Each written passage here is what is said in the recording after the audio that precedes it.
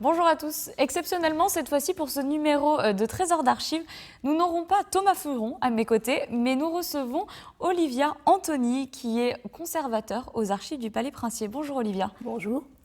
Nous vous recevons aujourd'hui pour parler ensemble des Visitandines. Vous avez longuement abordé ce sujet dans un ouvrage.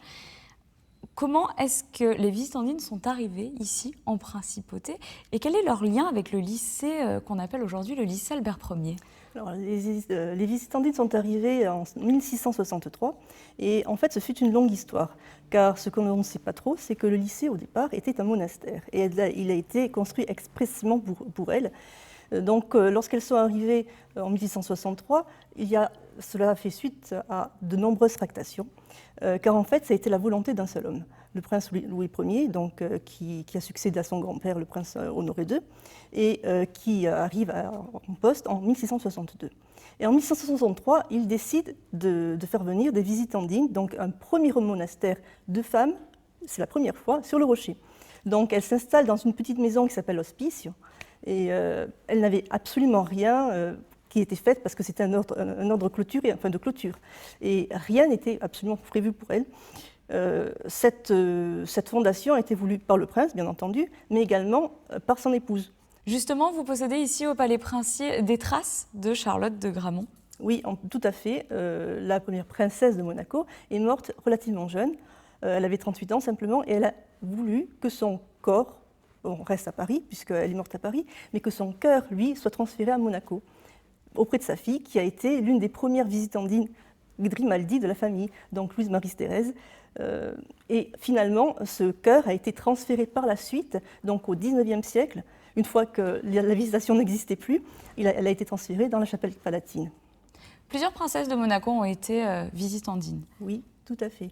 Donc la première, Louise Marie-Thérèse, dont nous n'avons pas encore le portrait, puisque ce dernier est à San Remo, c'est là où elle est morte.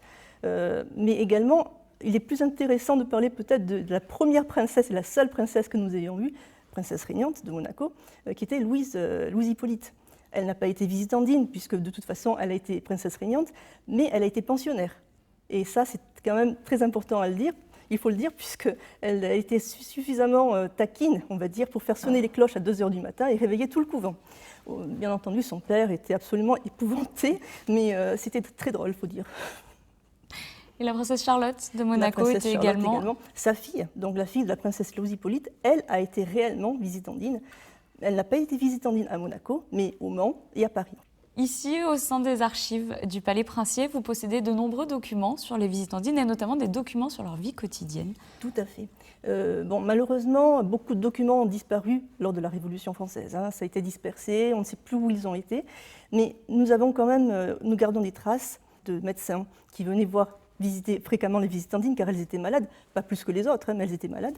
Et donc il y a des mémoires avec tous les remèdes de l'époque, qui n'étaient pas particulièrement réjouissants à prendre, mais également il y a des devis, des factures de vin, par exemple, qui provenaient d'artisans locaux, des commerçants de Monaco. Les Visitandines avaient également des réseaux très importants avec les autres sœurs Visitandines, puisque entre elles s'envoyaient des petits mots, des petits pois, tout ce que leur jardin ne pouvait pas produire, parce que la Visitation avait non seulement le couvent, mais également le jardin. Et ça, ce jardin était très très important, qui malheureusement n'existe plus maintenant. Il est difficile de s'imaginer ce que c'était vraiment à l'époque, car justement, il n'y avait pas de représentation qui a été faite de ce monastère au XVIIIe siècle, au XVIIe siècle. Maintenant, les seules représentations que l'on ait, c'est XIXe siècle. Et généralement, ils ne sont pas centrés réellement sur le monastère en lui-même. Par exemple, De Souza, qui est un artiste, a dessiné le monastère. Mais c'est plutôt pour faire voir la caserne, puisqu'à l'époque c'était une caserne. Donc il est vu de relativement loin. Il y a également De Rock, qui est un photographe qui a photographié le monastère, enfin du moins on voit une partie du monastère tout simplement. Ce qui l'intéresse, ce sont plutôt les magasins à poudre d'Honoré III qui ont été construits sous son règne. Et qui permettent de voir une vue particulière, Tout à fait. Vue très rare, puisque le musée n'existe pas encore à cette époque-là. Exactement, il a été construit en 1910 par Albert Ier, justement. Mais pour l'instant, c'était simplement les magasins à poudre qui étaient là.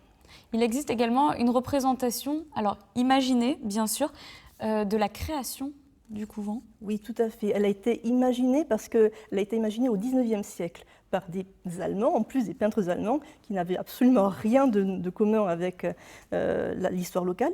Le prince Charles III avait demandé à ces peintres allemands, donc Fröschle et Deutschler, de dessiner les événements les plus importants de l'histoire de Monaco. Et parmi ces événements, il y avait donc la fondation du monastère. Donc ils ont mis le prince Louis Ier, la princesse Catherine Charlotte, et ils ont imaginé une foultitude de personnes qui étaient à côté, mais en fait on ne sait vraiment pas du tout comment ça s'est passé. On sait que c'est en 1670. Par contre, le monastère à l'époque n'était absolument pas terminé. Il sera terminé 5 ans plus tard, réellement, mais il a été inauguré plus tôt, comme cela se faisait. Et il change de forme puisque, comme vous le disiez tout à l'heure, il devient entre-temps caserne. Malheureusement, le monastère a subi énormément d'avanies. Donc, ça a commencé en 1792, lorsque les sœurs ont été chassées, les religieuses ont été chassées.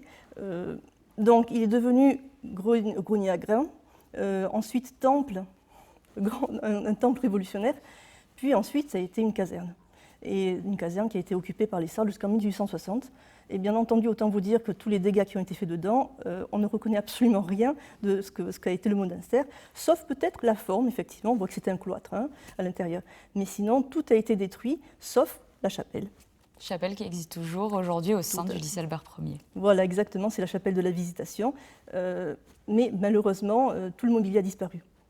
Donc la seule chose qui reste, bien entendu, c'est le maître-autel. Maître-autel qui est absolument magnifique et où l'on peut voir justement les armes des Grimaldi. Maître-autel qui ressemble au maître-autel de la Visitation à San Remo, puisque Louise-Marie-Thérèse, donc la sœur d'Antoine Ier et la fille de Louis Ier, a été visitandine, a été même mère supérieure à San Remo et est morte là-bas. Merci beaucoup Olivia pour toutes ces précisions sur les visitandines. Merci beaucoup Alexandra, c'était un plaisir.